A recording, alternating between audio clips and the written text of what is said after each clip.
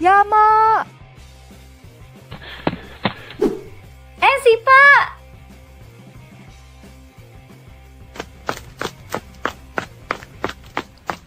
Kamu kenapa? Capek banget. Aku capek banget habis lari. Kamu kemana aja? Iya, maaf tadi di jalannya macet. Ya udah deh.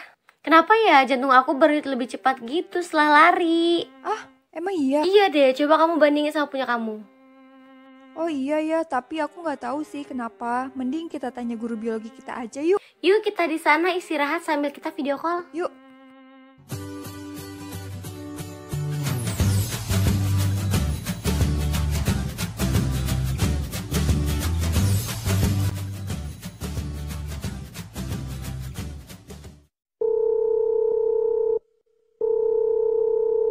Assalamualaikum, Bu. Waalaikumsalam, Sipa dan Yama, apa kabar? Alhamdulillah baik, Bu. Ibu sendiri gimana kabarnya? Maaf ya, Bu, mengganggu waktu Ibu. Alhamdulillah baik, tidak apa-apa, Ibu sedang santai juga, ada apa? Gini Bu, tadi saya habis lari pagi. Nah, kenapa ya Bu setelah lari atau olahraga jantung kita berdenyut lebih cepat dari biasanya? Apakah itu normal Bu? Oh, kalian ini, itu wajar kok, semua itu berhubungan dengan sistem peredaran darah kita. Baiklah, Ibu akan jelaskan tentang sistem peredaran darah manusia, serta organ-organ apa saja yang terlibat. Jadi, apa sih yang dimaksud dengan sistem peredaran darah? Sistem peredaran darah atau sistem kardiovaskular atau yang biasa disebut dengan sistem sirkulasi adalah suatu sistem organ yang berfungsi memindahkan zat dan nutrisi ke dan dari sel. Sistem ini juga membantu stabilisasi suhu dan pH tubuh. Organ peredaran darah manusia terdiri dari jantung, pembuluh darah, dan darah.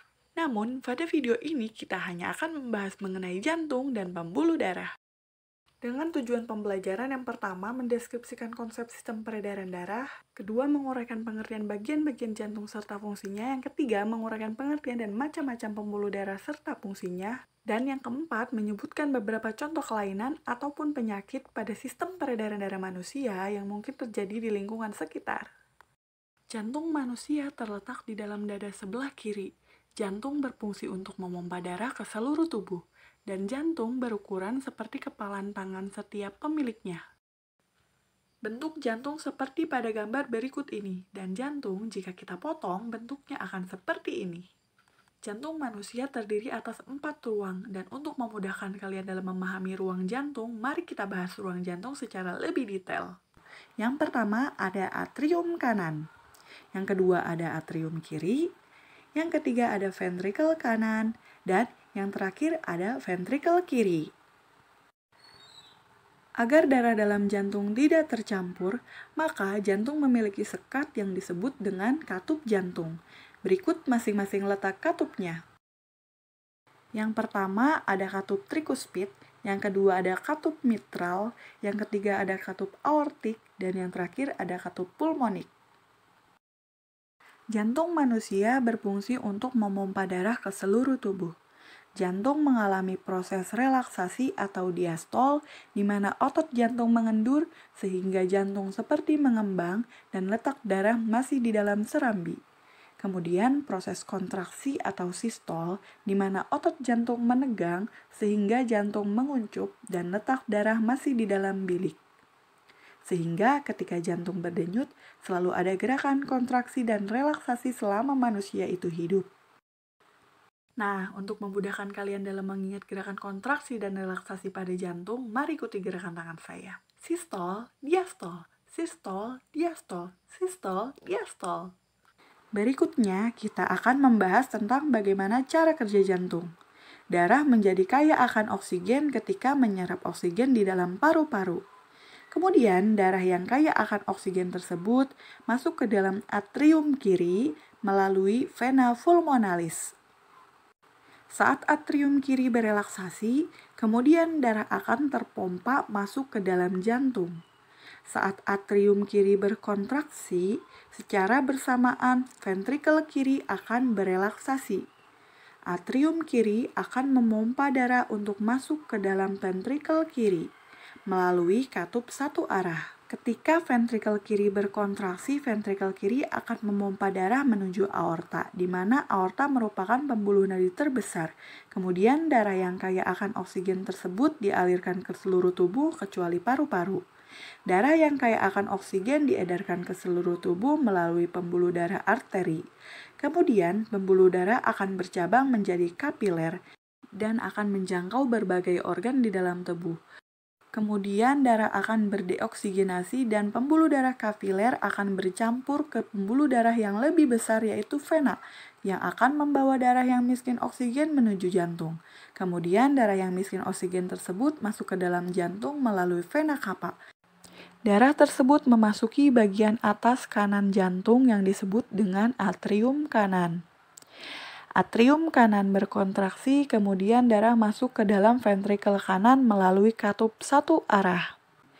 Ventrikel kanan berkontraksi dan memompa darah menuju paru-paru melalui arteri pulmonalis. Kemudian paru-paru melakukan pertukaran gas, sehingga darah yang miskin oksigen tersebut menjadi kaya akan oksigen kembali. Kemudian darah yang kaya akan oksigen tersebut masuk kembali ke dalam jantung dan mengulang siklus yang sama. Jadi, ketika kita beraktivitas seperti berlari, mengapa sih jantung kita berdenyut lebih cepat dari biasanya? Tahukah kamu ketika kita beraktivitas seperti berlari, tubuh membutuhkan oksigen hingga 15 kali lebih banyak loh.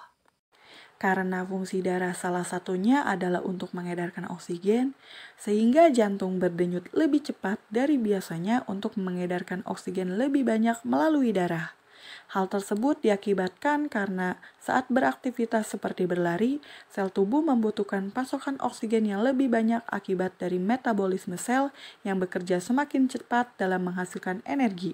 Selain itu juga, tekanan udara dalam paru-paru meningkat, sehingga kadar karbon dioksida juga meningkat.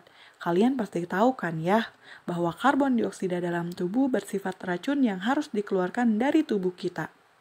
Sehingga ketika kita beraktivitas seperti berlari, kita merasa lelah kan ya. Ketika kita lelah, kadar karbon dioksida dalam tubuh tinggi loh. Jadi kemampuan menahan nafas juga tidak akan lama. Sehingga karbon dioksida dalam tubuh yang bersifat racun harus segera dikeluarkan. Oleh sebab itu, jantung berdenyut lebih cepat juga berfungsi untuk mengeluarkan karbon dioksida dalam tubuh yang dapat menghambat pengikatan oksigen dalam darah. Jadi, jantung berdenyut lebih cepat setelah berlari berfungsi untuk mengedarkan lebih banyak oksigen ke seluruh tubuh dan mengeluarkan karbon dioksida dalam tubuh. Sehingga oksigen yang masuk ke dalam tubuh dapat dilepaskan ke dalam sel untuk menghasilkan lebih banyak energi.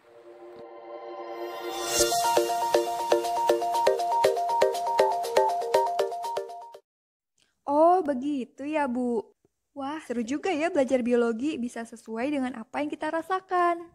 Biologi itu dekat dengan kita, jadi maknai pembelajaran di kelas dengan kehidupan kalian sehari-hari. Luar biasa Allah Subhanahu wa Ta'ala menciptakan kita sedemikian rupa, sangat terstruktur dan saling berkaitan. Adakah yang ingin ditanyakan lagi? Sudah jelas? Tidak ada, Bu. Sudah sangat jelas. Terima kasih, Bu. Kalau begitu Ibu tutup ya. Wassalamualaikum warahmatullahi wabarakatuh. Waalaikumsalam warahmatullahi wabarakatuh.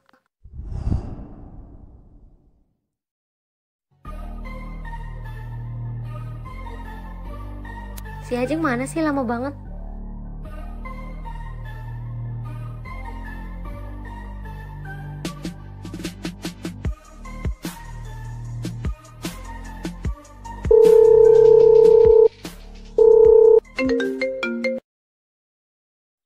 Halo Ajeng. Iya, Bel. Ajeng di mana? Di rumah nih lagi makan. Oh, lagi makan. Aku nungguin tahu lama banget. Iya, maaf ya. Ya udah makan aja dulu. Iya, aku makan dulu ya. Iya, aku tunggu ya. Iya.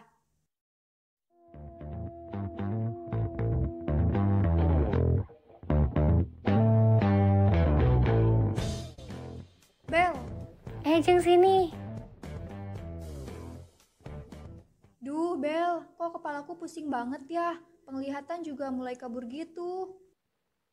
Serius, Jeng? Emang tadi kamu habis makan apa? Tadi sih habis makan ikan asin. Jangan-jangan karena kamu kebanyakan makan ikan asin, kamu jadi darah tinggi. Ah, masa sih Bel? Mitos kali itu mah. Beneran, Jeng. Katanya, orang yang kebanyakan makan makanan asin itu bisa kena darah tinggi. Soalnya, garam yang ada dalam aliran darahnya itu kan meningkat. Jadi, tekanan darahnya juga meningkat. Gitu, Jeng. Emang darah tinggi tuh kayak gitu ya? Ah, penjelasan kamu tuh nggak detail dan nggak ilmiah, tahu nggak? Coba organ apa saja yang bermasalah saat terjadinya hipertensi pada peredaran darah manusia? Nggak tahu deh. Pertanyaan kamu banyak banget. Aku bingung jawabnya. Gimana kalau kita tanya sama yang nonton aja? Iya, kita tanya sama yang nonton aja yuk. Kayaknya mereka lebih paham daripada kamu yang sok tahu. Halo guys, tadi kan kalian udah isi vote tentang mitos atau fakta terlalu banyak mengkonsumsi makanan dengan rasa asin itu menyebabkan hipertensi atau darah tinggi. Jadi jawabannya adalah fakta. Mengapa demikian? Mari kita bahas. Jadi terlalu banyak mengkonsumsi makanan dengan rasa asin itu beresiko menyebabkan hipertensi atau darah tinggi loh guys. Ternyata sudah banyak jurnal-jurnal penelitian yang menyatakan seperti itu. Jadi sometimes kalau kalian lagi ada waktu luang, kalian bisa baca jurnal-jurnal penelitiannya ya guys. Menurut penelitian Syahrini dan Andi 2012 menyatakan bahwa adanya hubungan antara mengkonsumsi makanan asin dengan kejadian hipertensi. Karena mengkonsumsi garam atau natrium yang terlalu berlebihan itu akan menyebabkan penumpukan cairan di dalam tubuh kita loh guys. Karena menarik cairan di luar sel agar tidak keluar, sehingga akan meningkatkan volume dan tekanan darah atau hipertensi. Tapi ternyata guys, kelainan ataupun penyakit pada sistem peredaran darah manusia itu tidak hanya hipertensi, masih banyak kelainan ataupun penyakit pada sistem peredaran manusia seperti anemia, jantung koroner, kolesterol, dan masih banyak yang lainnya. Untuk itu guys, coba kalian buat video reaction tentang kelainan ataupun penyakit pada sistem peredaran darah manusia sesuai dengan penilaian berikut ya guys, supaya lebih bagus. Selamat mengerjakan!